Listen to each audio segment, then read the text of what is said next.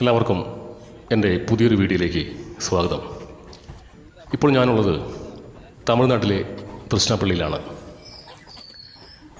ഇവിടെ നിന്ന് നമ്മൾ ഒരു 9 കിലോമീറ്റർ യാത്ര ചെയ്ത് കഴിഞ്ഞാൽ മഹത്തായ ഒരു ക്ഷേത്രത്തിലേക്കാണ് നാം എത്തിച്ചേരുക. തൃശ്ശൂർപ്പള്ളി റെയിൽവേ സ്റ്റേഷനാണ് ഇപ്പോൾ നമ്മൾ കാണുന്നത്. കാലത്ത് 9 മണിക്കാണ് ഞാനിവിടെ എത്തിച്ചേർന്നത്.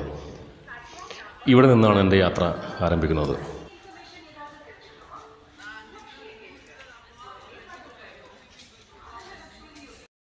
കാവേരി നദിയാണ് ഇപ്പോൾ നമ്മൾ കാണുന്നത്. വെയിലിൻ്റെയും ചൂടിൻ്റെയും കാഠിന്യം കൊണ്ടാവാം വെള്ളം തീരെ കുറവാണ്.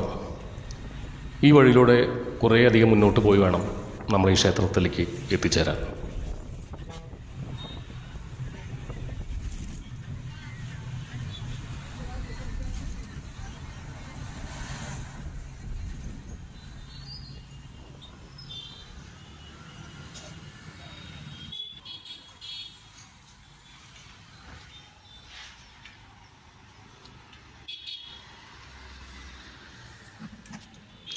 വളരെ ദൂരെ നിന്ന് തന്നെ ക്ഷേത്രത്തിൻ്റെ ഗോപുരം നമുക്ക് കാണാൻ കഴിയും. ഇന്ത്യയിലെ തമിഴ്നാട് സംസ്ഥാനത്തിലെ തൃശ്ശൂർപ്പള്ളി ജില്ലയിലെ ഒരു പ്രശസ്ത ശിവക്ഷേത്രമാണ് ജംബുകേശ്വരർ ക്ഷേത്രം. ഏകദേശം 1800 വർഷങ്ങൾക്ക് മുൻപ് അഗവാൽ പാട്ടുകളിൽ പറയുന്ന ആദ്യകാല ചോരന്മാരിൽ ഒരാളായ കൊച്ചങ്കടൻ എന്ന രാജാവാണ് ഈ ക്ഷേത്രം നിർമ്മിച്ചതെന്ന് പറയപ്പെടുന്നു. പഞ്ചഭൂത ക്ഷേത്രങ്ങളിൽ പ്രധാനപ്പെട്ട ഒരു ക്ഷേത്രമാണ് ജംബുകേശ്വരർ ക്ഷേത്രം. നമ്മുടെ ശരീരം ഉൾപ്പെടെയുള്ള പ്രപഞ്ചം രൂപപ്പെടുന്നതിന് വേണ്ടി 5 അടിസ്ഥാന ഘടകങ്ങളായ ഭൂമി, ജലം, അഗ്നി, വായു, ആകാശം എന്നിവ ആവശ്യമാണെന്നും അതിനാൽ പഞ്ചഭൂത സ്ഥലങ്ങളിലെ 5 ക്ഷേത്രങ്ങളും ഇത് സൂചിപ്പിക്കുന്നുണ്ട്. ശിവന് സമർപ്പിച്ചിരിക്കുന്ന ഓരോന്നും പ്രകൃതിയുടെ 5 വ്യത്യസ്ത ഘടകങ്ങളെ സൂചിപ്പിക്കുന്നു. തിരുവാനൈക്കാവൽ ജംബുകേശ്വര ക്ഷേത്രം ജലത്തെയും, കാഞ്ചീപുരം ഏകാംബരേശ്വര ക്ഷേത്രം ഭൂമിയെയും, ചിദംബരം നടരാജ ക്ഷേത്രം ആകാശത്തെയും, തിരുവണ്ണാമലൈ അരുണാചലേശ്വര ക്ഷേത്രം അഗ്നിയെയും, ആന്ധ്രാപ്രദേശിലെ കാളഹസ്തി ക്ഷേത്രം വായുവിനെയും സൂചിപ്പിക്കുന്നു.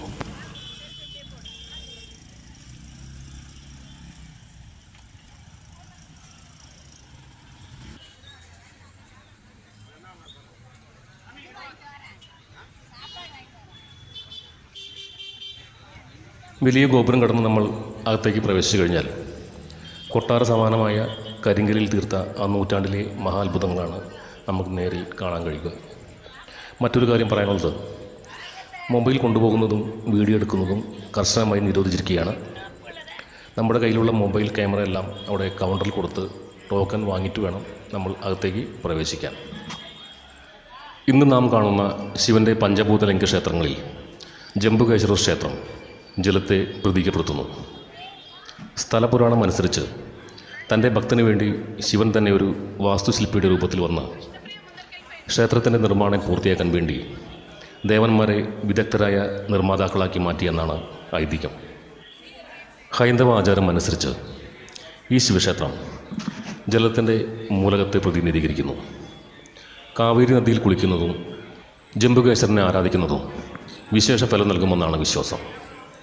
കിഴക്കോട്ട് ദർശനമുള്ള ഗോപുരത്തിന് 13 നിലകളും പടിഞ്ഞാറേ ഭാഗത്തെ ഗോപുരത്തിന് 7 നിലകളും കൃത്യമായ വാസ്തുവിദ്യയിൽ നിർമ്മിച്ച ഈ ക്ഷേത്രം ഇന്ത്യയുടെ ഭൂതകാലത്തിൻ്റെ വാസ്തുവിദ്യ മികവിന് വാചാലമായ സാക്ഷ്യം വഹിക്കുന്നു. ക്ഷേത്രത്തിന് പുറത്ത് വലിയ മണ്ഡപത്തോടു കൂടിയ ഈ ക്ഷേത്രക്കുളം, ഈ കുളത്തിലെ പുണ്യതീർത്ഥം ശ്രീകോവിലേക്ക് പ്രവേശിക്കുന്ന രീതിയിലാണ് ഇതിൻ്റെ നിർമ്മാണം. തമിഴ്നാട്ടിലെ തൃശ്ശൂർപ്പള്ളിയിലെ ജംബുകേശ്വരർ ക്ഷേത്രത്തെക്കുറിച്ചാണ് ഇന്നത്തെ വീഡിയോ. ഇഷ്ടപ്പെടുകയാണെങ്കിൽ എൻ്റെ ചാനലൊന്ന് സബ്സ്ക്രൈബ് ചെയ്യുക. അടുത്തുള്ള ബെൽ ബട്ടൺ കൂടി ഒന്ന് എനേബിൾ ചെയ്ത് വയ്ക്കുക.